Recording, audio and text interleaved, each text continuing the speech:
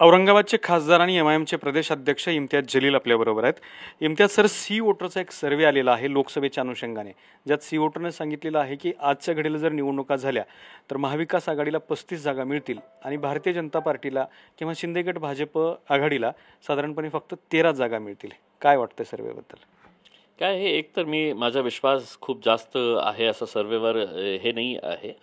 पण एक गोष्ट नक्की आहे की त्यांचं जे कॅल्क्युलेशन आहे, जे सर्वे आहे, मागच्या वेळी जेव्हा लोकसभेचा हे सुरू होतं इलेक्शन, तर त्यावेळीही अनेक सर्वेक्षण आले होते आणि त्याच्यामध्ये त्यांनी औरंगाबादच्या बाबतीत म्हटलं होतं की नाही, हे शक्य नाही आहे करके. तरीसुद्धा आम्ही निवडून आलेलं आहे. आता शिंदे गट असू द्या किंवा उद्धव साहेबांचा गट असू द्या, त्यांचं जे कॅल्क्युलेशन आहे ते मला असं वाटतं की महाराष्ट्रामध्ये जे 48 सीटी आहे, 48 सीट्स, ते कॅल्क्युलेशन फक्त 47वर लावत आहे. एक सीट तसंही दोघांनीही वगळलेले आहे की नको रे बाबा, आपण औरंगाबादच्या सीटच्या बाबतीत बोलूच नको की तुम्हाला काय सर्वे करायचे आहे, काय करायचं आहे ते करा तुम्ही. पण औरंगाबादच्या बाबतीत ते खरं ठरणार नाही, समजे त्यांनी दावा केलं तरीही. म्हणजे तुम्ही हे सांगताय की औरंगाबादची जागा पुन्हा एकदा एमआयएमच जिंकणार आहे? मी नाही सांगतं, जनता सांगतं मला. जनता सांगतं, लोक सांगतं. माझे जे लोक आहे या जिल्ह्यातले सगळं जे लोकांनी माझं काम बघितलेलं आहे, त्यांना असं वाटतं की नाही, आमची जी अपेक्षा होती एका खासदाराकडून, त्या अपेक्षावर हे खासदार खरं ठरत आहे. म्हणून ते मला पण राजकीय गणित जर बघितले तर पाठीमागच्या वेळेला तुमच्यासोबत वंचित बहुजन आघाडी होती. वंचित बहुजन आघाडीची आणि मुस्लिम समाजाची एक कट्टा मतं तुम्हाला मिळाली होती, तर दुसऱ्या बाजूला हर्षवर्धन जाधव आणि चंद्रकांत खैरेंची मतं कापली होती आणि काँग्रेससुद्धा त्याच ठिकाणी उभं होतं. त्यामुळे तुम्हाला निवडून येणं सोपं झालं होतं. मात्र यावेळेला जर बघितलं तर महाविकास आघाडी एकत्रित आहे. भारतीय जनता पार्टी त्यांचा उमेदवार देण्याची शक्यता आहे. पुन्हा चंद्रकांत खैरे आहेत. तर तुमचा विजय तुम्हाला कसा काय सोपा वाटतोय? काय आहे की एकदा मला वैसी साहेबांनी प्रश्न विचारले होते 2019ला की तुम्ही मला गणित सांगा की कशा तुम्ही जिंकू शकणार आहे करके. आणि मी त्यांना सांगितलं होतं की मी काही गणित सांगणार नाही साहेब, आपण जिंकणार. तर यावेळी सुद्धा मी तेच सांगणार आहे लोकांना की तुम्ही मला गणित नको विचारू की कोणी उभे राहिलं तर कोणाला काय मिळणार, कशा मिळणार, तुमचं गणित काय आहे ते मला काही माहीत नाही आहे. माझं इंट्युशन असं आहे, एक थर्ड सेन्स जे असतं ना, ते त्याच्याप्रमाणे काहीही असू द्या, कोणालाही येऊ द्या मैदानात, आम्ही फाईट करायला तयार आहे. आणि म्हणजे निवडणूक माझ्यासाठी असं नाही आहे की मतलब डू ऑर डाय सारखं सिच्युएशन आहे. आपण चांगलं काम करत आहे, करत राहणार आहे.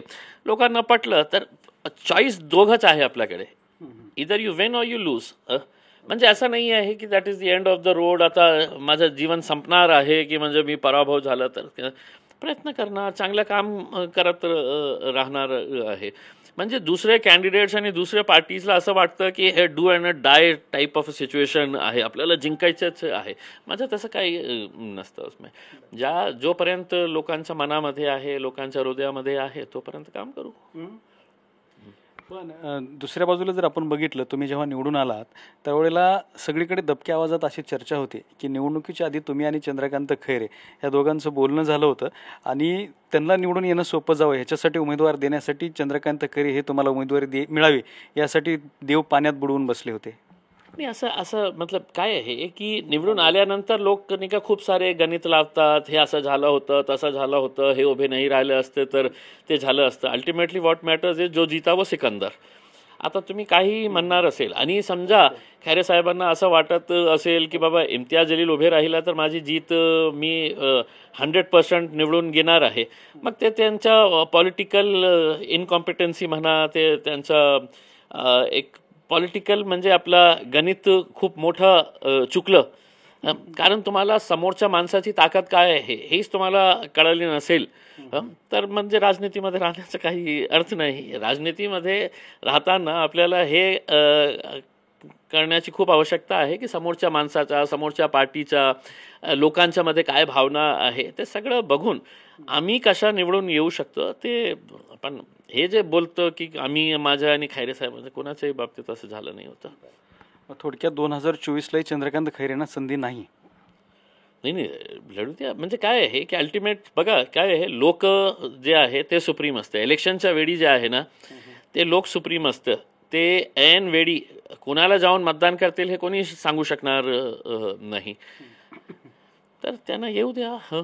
तेही फाईट करतील, आम्ही फाईट करू, अजून काही प्लेयर्स मैदानमध्ये येतील, कोणी आम्हाला पराभव करण्यासाठी आतापासून प्रयत्न सुरू झालेले आहे काही विशेष लोकांकडून की नाही आपल्याला हे खासदाराला पाळायचे आहे. पण जनता सोबत असेल तर काय हे काही कितीही प्रयत्न केलं तर काही चालणार नाही.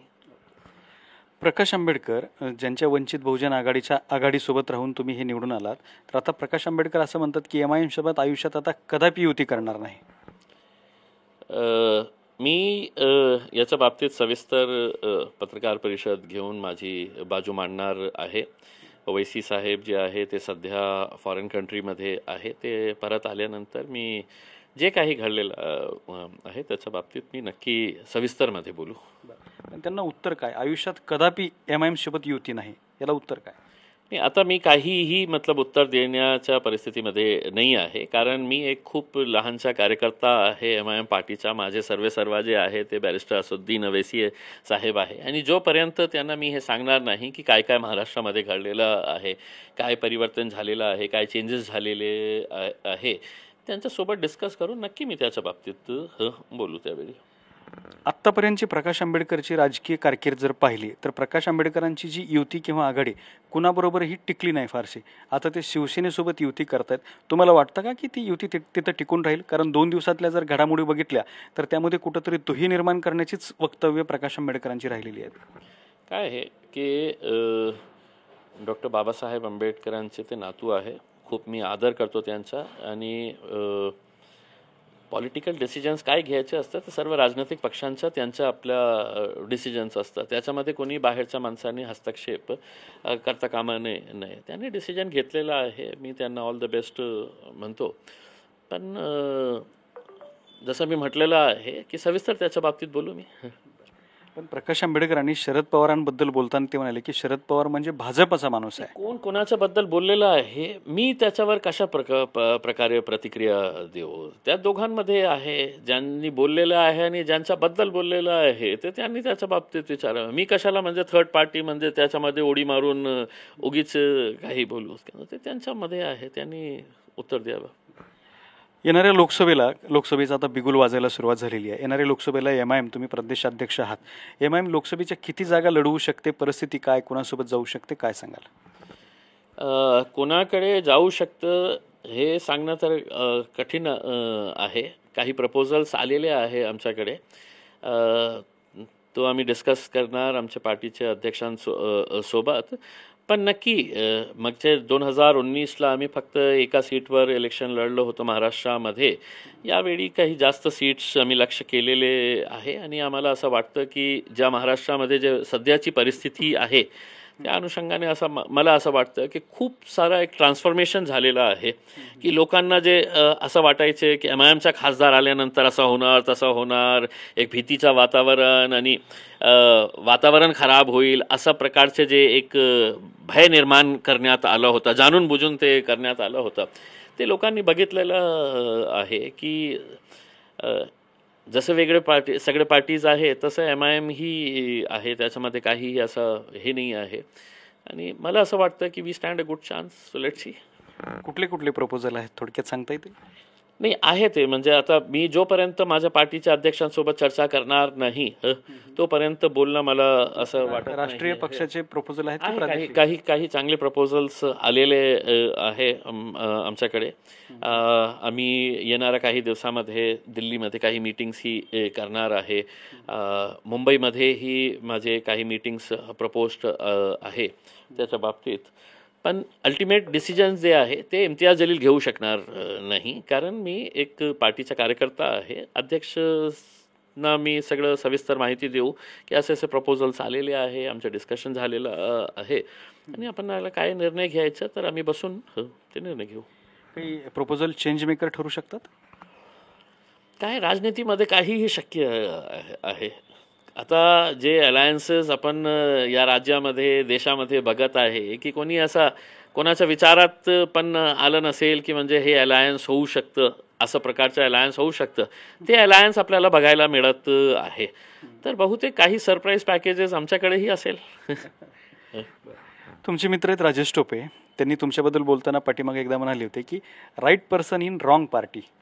म्हणजे इम्तियाज जलील हे चांगली व्यक्ती आहेत, मात्र ते चुकीच्या पार्टीत आहेत आणि ते असंही म्हणाले होते की ते राष्ट्रवादीमध्ये आले तर त्यांचं स्वागत करू, किंवा काँग्रेसवाल्यांनी सुद्धा अशी इच्छा व्यक्त केली की ते आमच्याकडे आले तर स्वागत करू. काय आहे की हे अशा प्रकारचे जे वक्तव्य आहे अनेक राजनैतिक पक्षांचे नेत्यांनी केलेले आहे आणि लोकांमध्ये असा संभ्रम निर्माण करण्याचा प्रयत्न वारंवार होत असतं की इम्तियाज जलील आता या पार्टी जॉईन करणार, तिथे जाणार आहे ते.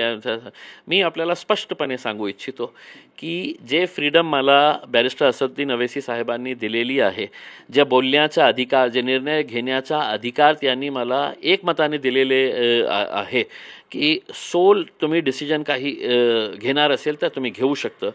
तर मला नाही वाटतं की दुसऱ्या कोणत्याही पार्टीमध्ये ते शक्य होणार आहे. आणि एक विचाराला घेऊन मी MIM पार्टी जॉईन केलेली आहे की किती वर्ष तुम्ही मुसलमानांना फक्त एक रबर स्टॅम्पच्या सारखं आपण वापर करणार आहे. मला असं सांगण्यात आलं होतं की शरद पवार साहेब काही इंटेलेक्च्युअल मुस्लिम लोकांची चर्चा करणार आहे. आता सकाळी मेसेज आलेला आहे त्यांचे जे राज्यसभाचे खासदार आहे फौजिया मॅडमचा की ते पुढे ढकलण्यात आलेले आहे, औरंगाबादचे इंटेलेक्च्युअल्स. मला त्यांना एक प्रश्न विचारायचा आहे, तुम्हाला हे सगळं इंटेलेक्च्युअल्स फक्त विपक्षमध्ये जेव्हा तुम्ही येतं तर त्यावेळी का आठवते मुसलमान, जेव्हा सत्तेमध्ये असतं तर त्यांची आठवण का येत नाही, का त्यांना बोलवत नाही तुम्ही? आणि 50 लोकांना बोलवतो ना, तर 50च्या ऐवजी 51ला बोलवा, मी पण येतो उसमें. मी इंटेलेक्च्युअल नाही आहे, पण लोकांमध्ये फिरणारा, लोकांना भेटणारा, मुस्लिम समाजाची काय समस्या आहे, फक्त तुमच्याकडे ते तुमच्या पार्टीचे काही नेते येणार असेल की साहेब शरद पवार साहब तुम हमारे लिए ये है, तुम हमारे लिए वो है, आणि आपला स्वतःचा स्वार्थ साधण्यासाठी, फक्त वाहवा करण्यासाठी ते इंटेलेक्च्युअलची मीटिंग घेणार असेल तर तुम्ही 50 लोकांच्या ऐवजी माझ्यासोबत बसा. मी तुम्हाला सांगतो की काय काय अडचण आहे आणि तुम्ही तुमच्या मनात असली असती तर तुम्ही केलं असतं. म्हणजे आमच्या वक्फ बोर्डाचा इश्यू असू द्या, मुस्लिम्सचा जे रिझर्वेशनचा इश्यू आहे, जेव्हा सत्तेत असतं तर काही बोलतं नाही, काही करायचं नाही मुसलमानांच्या बाबतीत. आम्ही एक मागणी केलेली आहे, आपण इंडस्ट्रीयल प्लॉट्स आपण मुसलमानसाठी छोटे छोटे इंडस्ट्रीयल प्लॉट्स आपण का तयार करू शकत नाही? तसेही इंडस्ट्रीज आपण बंद करू लागले. इंडस्ट्रीयल प्लॉट्स आपण बिल्डरांना विकत आहे, तर ते इंडस्ट्रीयल प्लॉट्स छोटे छोटे प्लॉट्स काढून आपण मुसलमानांसाठी त्यांच्या सेल्फ एम्प्लॉयमेंटसाठी, ते रोजगार जनरेट करण्यासाठी, जोपर्यंत मी मुसलमानांना मेनस्ट्रीममध्ये आणणार नाही तोपर्यंत आपण कसा विकास शक्य होणार, ओव्हरऑल विकास ते शक्यच नाही आहे. म्हणजे मला असं हे जे दुपट्टीपणाची जे हे असतं ना, तर ते मला खूप मला स्वतःला राग येतं की जेव्हा लोकसभेमध्ये NCPची सुप्रिया सुळे उभे राहून जेव्हा बोलते की तुम्ही द्या, अरे ते भाजपवाले मुसलमानांना काय देणार? मुसलमानांची मतं तुम्हीच घेतं ना. इतकं वर्ष तुम्हीच मुसलमानांची मतं घेऊन सत्तेमध्ये बसले होते आणि आता विपक्षमध्ये आले की इंटेलेक्च्युअल्सही आपल्याला बसायचे आहे, मुसलमानांची काळजी, मुसलमानांना हे द्या ते द्या. अरे सत्तेमध्ये असताना का देत नाही तुम्ही? तुम्हालाही आला होता निरोप इंटेलेक्च्युअल बैठक? नाही, ते मी त्यांचं जे हे असेल चौकट असेल त्या चौकटमध्ये मी इंटेलेक्च्युअल तर नक्की. आता त्यांचं मलाही बघायचे आहे की औरंगाबादमध्ये असे कोणकोणते इंटेलेक्च्युअल्स आहे, कारण मलाही बघायचे आहे की त्यांच्या क्रायटेरियामध्ये की हे इंटेलेक्च्युअल आहे. आपल्या राजनैतिक पक्षांचीच लोकांना तुम्ही बोलवत असेल आणि त्यांना म्हणणार आहे की आम्ही इंटेलेक्च्युअल हे लोकांना, ते वाहवाही करणारे जे लोक आहे त्यांना तिथेच राहू द्या. ते इंटेलेक्च्युअल लोकांशी चर्चा करण्याचा प्रयत्न करतायत. मग दुसऱ्या बाजूला तुमच्यावरती एक सातत्याने आरोप होतो, हा प्रश्न तुम्हाला अनेक वेळेला विचारलाही गेलेला आहे की तुम्ही ज्या ज्या वेळेला काँग्रेस राष्ट्रवादी काँग्रेसच्या विरोधात तुमचे उमेदवार उभे करतात, पर्यायाने त्या त्यावेळेला राष्ट्रवादी काँग्रेसचे उमेदवार तिथं पराभूत होतात आणि दुर्दैवाने भारतीय जनता पार्टीचे उमेदवार त्या ठिकाणावर निवडून येतात. त्यामुळे तुम्ही भारतीय जनता पार्टीला मदत करणारी पार्टी आहेत असा तुमच्यावरती आरोप होतो. तुम्ही ह्याचं वेगळे उत्तर द्यालही, मात्र परिस्थिती ही अशीच घडते की तिथं भाजपला फायदा होतो. चला ना आपण सोबत लढू ना. मग मी तर ऑफर दिली होती ना. काय आहे की हे जे राजनैतिक पक्ष आहे अनेक वर्षापासून त्यांना असं वाटत होतं की मुसलमान समाज म्हणजे आमच्या प्रॉपर्टी आहे, ते आमच्याकडून कोणीही हिसकावू घेऊ शकत नाही. आणि अशा परिस्थितीमध्ये जेव्हा MIM आली तर काहीतरी म्हणजे लोकांना हे सांगण्यासाठी की बाबा तिथे जाऊ नको ते असा प्रकारे. पण लोक खूप हुशार झालेले आहे. आणि इतकंच आपल्याला असं वाटत असेल की MIM मुळे तर या आपण सोबत लढू. म्हणजे अजूनही तुमची ऑफर कायम आहे? मग त्या दिवशी मी सांगितलं होतं ना, त्या दिवशी मी स्पष्टपणे सांगितलं होतं ना की तुम्हाला असं वाटत असेल तर मी तर ऑफर दिली होती ना, या तुम्ही बसा ओवैसी साहेबांसोबत आणि सांगा की बाबा तुमच्यामुळे भारतीय जनता पार्टीला काही हे फायदा होत आहे.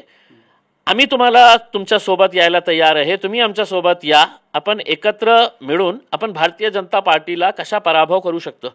तुम्ही मुस्लिम समाजाला इतका मोठा जे एक वोट बँक आहे त्याला तुम्ही साईडलाईन करून आपली जे चूक आहे त्याला इंट्रोस्पेक्शन न करता जेव्हा पराभव झाला की MIM मुळे मुळे झाला करके हे काय अनेक हे मध्ये आम्ही निवडणूक आम्ही लढलो नाही तरी सुद्धा काँग्रेसचा पराभव जेव्हा होतो तर त्यावेळी कोणी हे बोलत नाही की आम आदमी पार्टीमुळे आम्हाला नुकसान झालं. अरे पक्ष आहे, आमचा रजिस्टर्ड पक्ष आहे, आम्ही निवडणूक नाही लढणार तर काय गोट्या खेळणार का? पण आता तुम्ही जे म्हणताय की आम्ही त्यांच्यासोबत लढण्यासाठी कधीही तयार आहोत, पुढाकार कोण घेणार? तुम्ही त्यांना थेट ऑफर देताय? तुम्ही खूप मोठे आहे साहेब, आम्ही खूप लहानशी पार्टी आहे. त्यांना असं वाटत असेल, त्यांना आपली जेव्हा पराभव होतं तर त्यांना हे माहीत असतं की MIM खूप मोठी पार्टी आहे, इतकी मोठी झालेली आहे की आमच्या पराभवाचं कारण ते आहे जे MIM आहे. आता त्यांना वाटत असेल की MIMचं काही स्टँडिंग आहे तर त्यांनी पुढाकार घ्यावा. त्यांना असं वाटत असेल की आमची पराभव MIM मुळे होत आहे, भाजपला फायदा होत असेल तर त्यांनी सांगावं की चला आम्ही तुम्हाला सोबत घ्यायला तयार आहे, आपण एकत्र बसू आणि भारतीय जनता पार्टीला कशा पराभव करता येईल तर त्याच्या बाबतीत आपण येऊ एकत्र. दुसरा प्रश्न, पाठीमागे राज ठाकरेंनी उपस्थित केला होता मस्जिदीवरचे भोंगे. काही दिवस आंदोलन चाललं, ते आंदोलन थंड झालं.